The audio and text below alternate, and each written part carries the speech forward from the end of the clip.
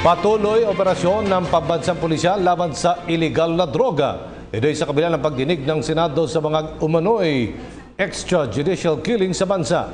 Sa datos ng Quezon City Police District, umabot na sa higit 7,000 ang mga sumukong sangkot umano sa illegal na droga sa naturang lungsod. May report si Eunice Samonte. Sa kabila ng pagdinig ng Senado sa mga umano'y extrajudicial killings na nagaganap sa buong bansa, patuloy naman ang operasyon ng pulisya upang makahabol sa 3 to 6 months na target ni Pangulong Rodrigo Duterte. Sa katunayan, base sa datos ng Quezon City Police District, mula July 1 hanggang ngayong araw ay nasa mahigit 9,000 bahay na ang kanilang nakakatok. Kung saan mula sa bilang na ito, nasa 7,168 na ang sumuko sa mga pulis at 770 naman ang arestado.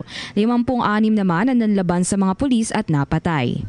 Nagbigay rin naman ng kanyang pahayagan dating head of PIDEA na si General Junicio Santiago. Aniya, epektibo ang kampanya ng Pangulo laban sa droga dahil unti-unti na ring nararamdaman ng tao ang kanilang seguridad. Aniya, bilang former head ng PIDEA, nakakasiguro siya na madadagdagan pa ang mga pangalan ng mga narco-politicians sa listahan ng Pangulo. Meron. I'm hoping marinig ko ibang pangalan na alam ko.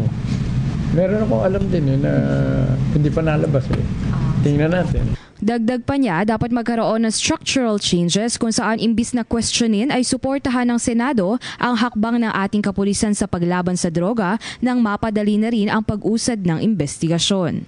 Mas makakabuting araw kung makikita ng kapulisan ang suporta ng tao sa kanilang ginagawang pagprotekta sa seguridad ng mga mamamayan lalo pat nakataya rin ang kanilang buhay sa bawat operations. Suportahan ka ng mga amo mo.